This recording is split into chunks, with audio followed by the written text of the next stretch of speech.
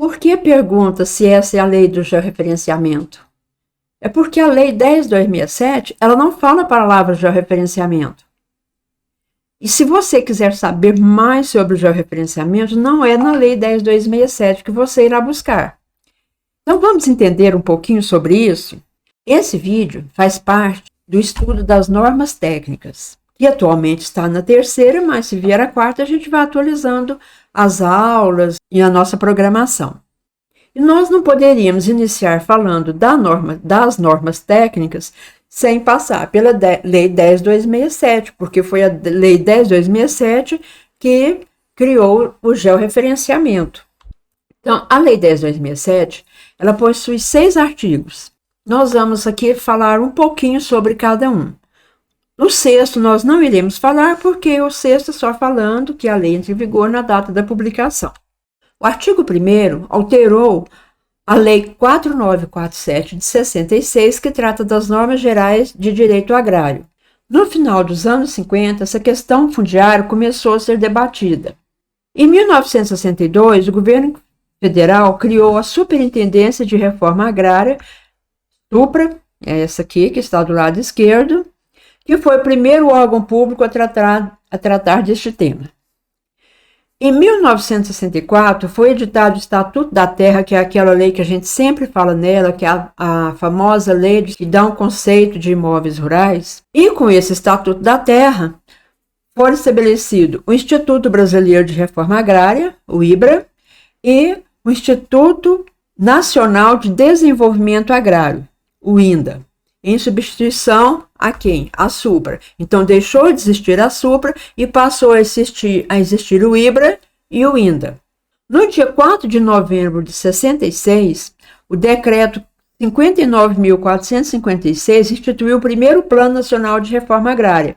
Em julho de 1970, pelo Decreto-Lei 1110, foi criado o INCRA, que nada mais é do que a fusão do IBRA e do INDA. Fundiu-se os dois e criou o INCRA.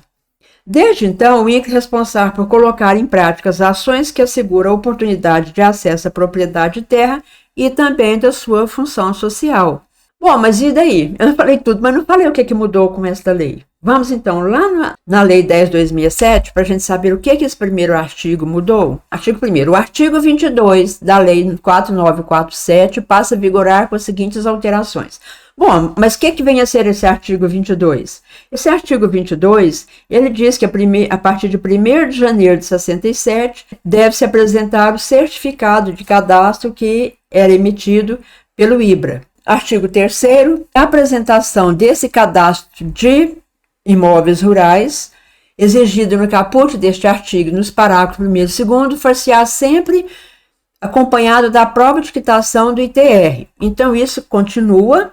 Não adianta você levar o CCIR sem a própria quitação dele, e para essas finalidades que vai trabalhar com o imóvel rural, seja uma transferência, um desmembramento, o que for, é necessário que seja apresentada a prova da quitação do ITR, dos últimos 5 exercícios.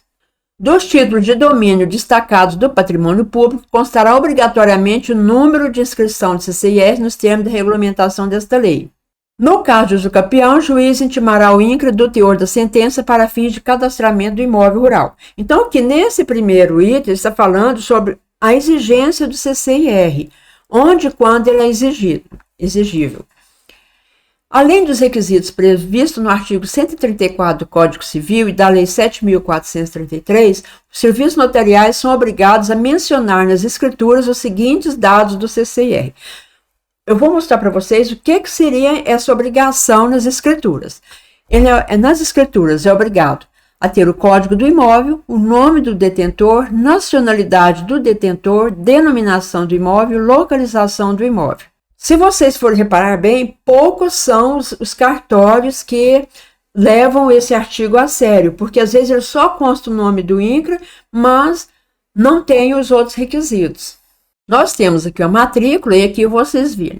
Aqui vem o número do INCRA, a área, o módulo rural, número de módulos rurais, isso tudo ele tirou daquele documento que expede, que é o documento do cadastro do imóvel. o módulo fiscal, número de módulos fiscais, denominação do imóvel. Está certo? Está. Fazenda Alto da Serra, Moinho Feio, classificação fundiária média propriedade produtiva, indicação para localização do imóvel, margem direita da BR-153 e etc. Titular declarante Rafael Garcia Leão de Carvalho, número da Receita Federal, NIRF. Então, ele atingiu? Vamos voltar lá e ver se ele atingiu? É claro que atingiu. Nome do detentor, nacionalidade, denominação, localização do imóvel. Isso é bom para quando vocês solicitarem no cartório uma certidão, vocês verifiquem se isso está escrito lá na certidão, esses requisitos. Os serviços de registro de imóveis ficam obrigados a encaminhar ao INCRA mensalmente as modificações ocorridas nas matrículas imobiliárias decorrentes de mudança de titularidade, parcelamento, desmembramento, loteamento, remembramento, retificação de área, reserva legal e particular do patrimônio natural e outras limitações e restrições de caráter ambiental envolvendo os imóveis rurais, inclusive destacados do patrimônio público. Então, o INCRA tem essa conexão com o cartório, onde tanto o INCRA emite, através do artigo do parágrafo 8º, o INCRA encaminha para o cartório, quanto o cartório comunica para o INCRA. Atualmente, isso é feito através do CIGEF. Então, o CIGEF que vai comunicar se houve um desmembramento, se não houve, mas o que mexe com o CCIR, o INCRA e o cartório são obrigados a trocar essa informação. O artigo 2º vai alterar a Lei 5.868 de 72, Lei 10.267. Artigo 1º, parágrafo 1º.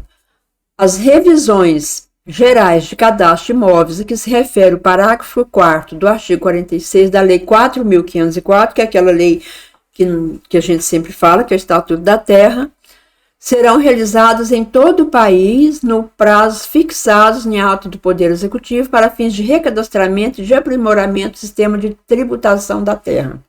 Determinou-se que deveria haver essa revisão dos cadastros. Fica criado o Cadastro Nacional de Imóveis Rurais, o CNIR. Então, o CNIR foi criado no artigo 5.868 através da Lei 10.267, que terá a base comum de informações gerenciada conjuntamente pelo INCRA e pela Secretaria de Receita Federal, produzida e compartilhada pelas diversas instituições públicas federais e estaduais, produtoras e usuárias de informações sobre o meio rural brasileiro.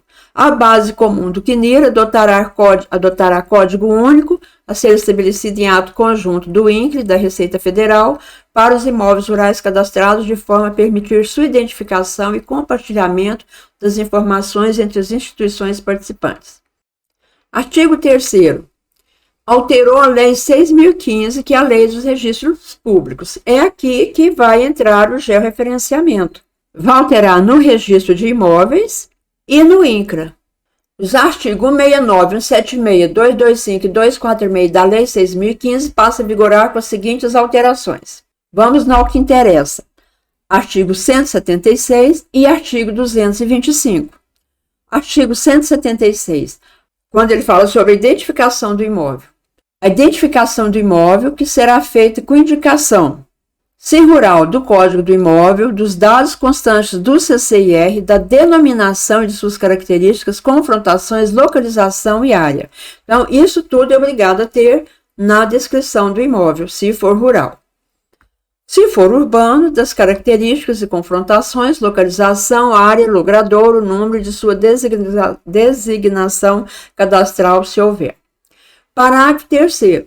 Parágrafo 3º. Nos casos de desmembramento, parcelamento ou remembramento de imóveis rurais, a identificação prevista na linha A, essa que nós acabamos de falar, essa identificação, será obtida a partir de memorial descritivo assinado por profissional habilitado e com a devida anotação de responsabilidade técnica, contendo as coordenadas dos vértices definidores dos limites dos imóveis rurais, georreferenciados ao Sistema Geodésico Brasileiro com precisão posicional a ser fixada pelo INCRA, garantida a isenção de custos financeiros proprietário de imóveis rurais cuja somatória da área não exceda 4 módulos fiscais. Então, aqui a gente definiu tudo. Se o imóvel estiver quietinho lá, não for fazer nada nele, não precisa de nada. Mas se ele, obedecido o prazo do decreto 4.449, é claro, né, que atualmente, hoje que eu estou gravando esse vídeo, é 100 hectares. Talvez quando você estiver assistindo já baixou para 25. Então, se ele for desmembrar, parcelar, fazer qualquer ato na matrícula dele, ele vai ter que obedecer, além dessa descrição, ter a anotação de responsabilidade técnica do profissional que será habilitado para isso e com as precisões fixadas pelo INCRA. Então, aqui ele determinou o que é o georreferenciamento. Parágrafo 4º. A identificação de que trata o parágrafo 3º tornar-se-á obrigatória para efetivação de registro em qualquer situação de transferência de imóvel rural nos prazos fixados por ato do Poder Executivo. Artigo 225. Parágrafo 3º. Nos autos judiciais que versem sobre imóveis rurais, a localização, os limites e as confrontações serão obtidos a partir de memorial descritivo. E aqui ele fala a mesma coisa, joga a responsabilidade no profissional habilitado e a precisão posicional fixada pelo INCRA.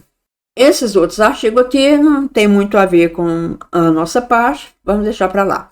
Artigo 4.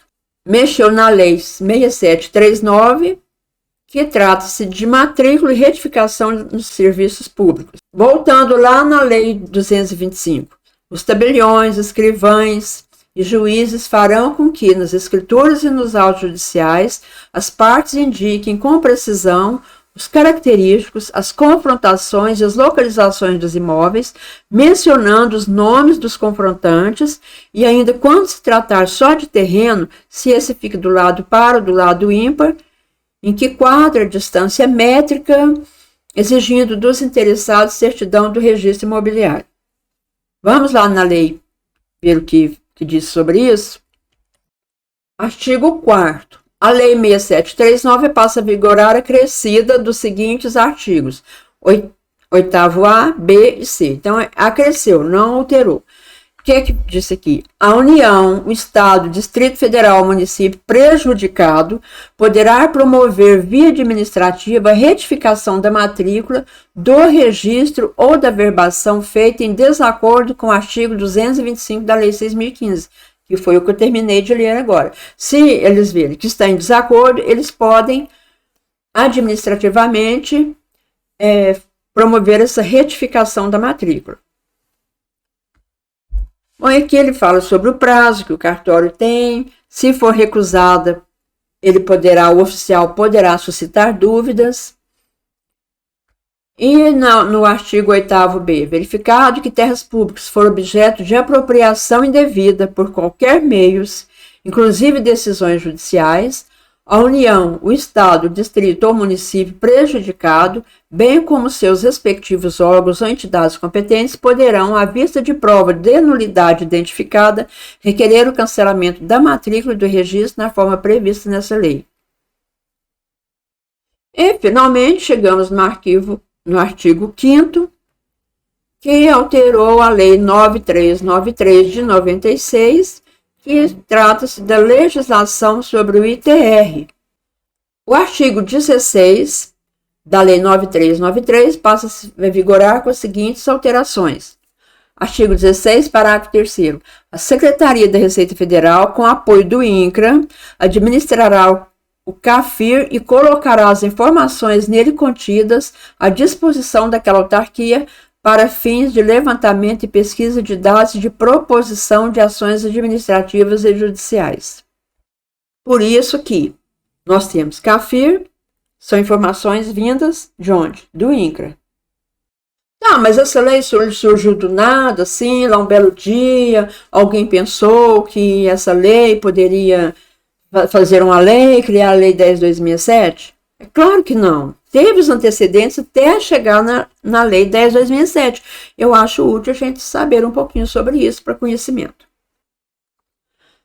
No dia 8 de abril de 1997, houve uma reunião em Belém, no Pará, através de um congresso, que foi o Congresso Brasileiro de Cadastro Rural, onde foi proposta a unificação de todo o Cadastro Rural Nacional. Quem que fazia parte desse congresso, dessa reunião? O INCRA, FUNAI, SPU, IBGE, Receita Federal, IBAMA e outros órgãos. Desse congresso, formou-se o grupo de trabalho em Brasília com a participação de todos esses órgãos. Em 18 de julho foi concluída uma proposta técnica do Cadastro Nacional de Imóveis Rurais, ou seja, do CNIR. E o que foi proposto? Que teria uma base comum, que todas as instituições adotariam um código único por imóvel, e essa base comum seria gerenciada pelo INCRA e pela Receita Federal, o que realmente é hoje, contendo dados cadastrais e estruturais de interesse de todos os participantes. Então, teria principalmente do INCRA e da Receita Federal. E cada órgão que tivesse uma base própria deveria ser compatível com a base comum e de responsabilidade de cada instituição e com informações de interesse próprio. No caso do INCRA, Sistema Nacional de Cadastro Rural, que é onde o INCRA criou a base própria dele. Então, isso foi o que foi proposto. Mas que medidas foram tomadas? Dia 15 de dezembro de 99, teve a portaria INCRA número 558. E essa portaria falava o seguinte: considerando que em levantamento preliminar relativo à documentação cartorária de imóveis rurais cadastrados no INCRA, identificou-se enorme percentual de inconsistência em relação à origem e sequência dos títulos de propriedade e a dimensão das áreas. Então, o INCRA viu que estava tudo bagunçado, tudo inconsistente sobre a origem, a parte documental. Por quê? Porque havia muita grilagem. Ainda há, mas nessa época era um horror de grilagem. Então, o que ele resolveu? Suspendeu o cadastro de todos os imóveis com área acima de 10 mil hectares e abriu um processo de fiscalização. Em 25 de abril de 2000, foi constituída uma CPI para investigar a ocupação de terras públicas e grilagem de terras na região amazônica, e que estava sendo grilada por grileiros internacionais.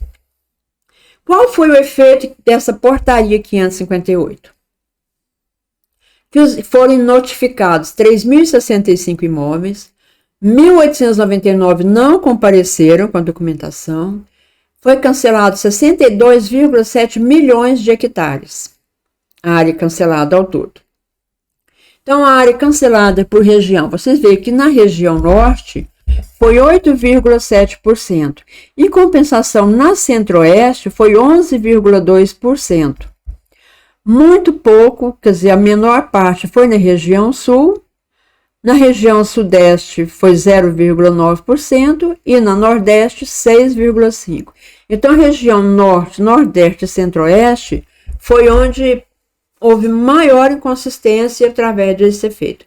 É por isso que, às vezes, a gente vê que tem CCIR de 1999 que está cancelado. Por quê? Justamente em função dessa falta de documentação que foi apresentada, ou o proprietário não importou. Com todas essas necessidades, necessidade de ter a área correta, aí sim, criou-se a Lei 10.267. Quais foram as principais consequências desta lei? Essa lei, ela cruza as informações com o registro de imóveis através da base comum. Não diz que foi sugerido que tivesse essa base comum nesse congresso? Então, com essa base comum, são cruzadas essas informações. Maior controle de informações sobre os imóveis públicos e privados. E ela inibe a grilagem de terras. O INCRA e o registro de imóveis estão conectados, andando juntos, de mão dadas. Desde a Lei 10.267 e ainda mais hoje, com certeza, né? Ela, na verdade, é um relacionamento assim coordenado.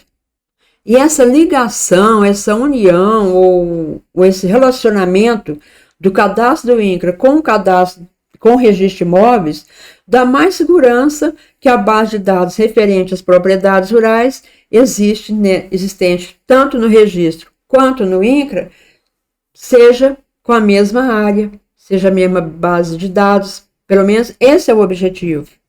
Mas nós sabemos que tem imóvel que tem registro e às vezes ainda não tem o CCIR. E às vezes tem o CCIR, mas não está registrada. A descrição de imóvel é efetuada a partir das coordenadas de todos os seus versos. Foi o que não foi o que disse na lei? Antes, como que era essa descrição do imóvel? Vamos dar um exemplo? Vocês devem ter montes aí, que falam em aroeira, pé de piqui, numa pedra, né? Um marco que saiu de uma pedra. Então aqui tem um exemplo até que não é tão grave como a gente vê, mas foi o que eu encontrei no momento. Um imóvel rural denominado sumidouro, constante de uma parte de terras mais ou menos 3 alqueires de serradão, e as benfeitorias de uma casa de morada, compreendida dentro das seguintes divisas. Tem início no canto da cerca de arame, que faz divisa com Valdivino Sampaio, daí pela cerca de arame, que faz divisa com Felipe do Nascimento, até o córrego Sumidouro. Daí, córrego abaixo, até a cerca de arame, que faz divisa com o confrontante José Gabriel de Rezende, daí pela cerca de arame, acima, dividindo com este, até encostar novamente a cerca de arame, que faz divisa com Valdivino. Então, antes, o que eles levavam em conta? Era o elemento físico, o acidente físico, elemento físico ou geográfico, no caso de córrego, gruta, etc., e o confrontante. E a partir da Lei 10.267 acabou isso, porque agora não, agora é através de coordenadas de todos os vértices. Então aqui você vê que você não consegue localizar um imóvel com isso, porque às vezes o seu Valdivino já morreu, já ficou para os herdeiros, que vendeu para alguém, e você chega no imóvel, onde que é o imóvel do seu Valdivino? Ah, não sei, era ali, não sei e tal, então você não consegue localizar. E mesmo que você consiga localizar todos os confrontantes, o que é difícil em uma matrícula antiga, porque uns venderam, outros morreram e já passou para outras pessoas, você não tem uma coordenada exata deste imóvel, da localização dele. Então, isso aí foi uma das consequências boas que trouxe a Lei 10.267. O INCRA ficou encarregado da precisão posicional e o que ele fez em função disso? No ano de 2002, a lei é de 2001. No ano de 2002, o INCRA estabeleceu precisão posicional para os vértices dos limites, através da portaria INCRA 954. Então, nos próximos vídeos, nós estaremos falando nesta ordem, que no ano de 2002, criou-se essa portaria do INCRA, e nós vamos fazer um estudo sobre a evolução dessa precisão posicional. Ainda no ano de 2002, teve aquele decreto que definiu o prazo do georreferenciamento. Quais os imóveis que seriam certificados e em que prazo? Então, será também assunto das próximas aulas. Antes de nós entrarmos na norma propriamente dito. No ano de 2003, editou a primeira edição da norma técnica de georreferenciamento. Criou o cadastro de profissionais credenciados, porque até então não tinha nenhum credenciado ainda. Criou-se os comitês regionais que ficariam responsáveis pela certificação, pela conferência dos documentos emitidos pelos profissionais e pela sua certificação. E também criou o Comitê Nacional de Certificação para gerenciar o credenciamento dos profissionais e fiscalizar os comitês regionais. No ano de 2010, foi homologada a segunda norma técnica, que já foi um avanço muito grande em relação à primeira. E no ano de 2013, a terceira edição da norma técnica, que aí já houve uma mudança radical e a criação do CIGEF. Qual o objetivo desse sistema de registro de terras que houve a partir da Lei 10.267? Penalizou os fraudadores, penaliza, os fraudadores, cria uma base comum de forma a permitir o cruzamento de informações dos serviços de imóveis com o INCRA, inibe a grilagem de terras e maior e melhor controle de informações sobre os imóveis públicos e privados. Nas próximas aulas, como eu disse, nós vamos falar sobre o estabelecimento da precisão, a iniciar deste decreto até os dias de hoje, e dos prazos de referenciamento. Como você fica sabendo do prazo, como é determinado esse prazo, e quais os prazos que já houveram e qual o prazo atual. Portanto, não perca os vídeos seguintes. Esse estudo é muito importante, vai te clarear muito sobre o georreferenciamento, sobre as normas técnicas. Muito obrigada por assistir essa aula. Não perca as próximas. E se tiver dúvidas, envie através do grupo do Telegram.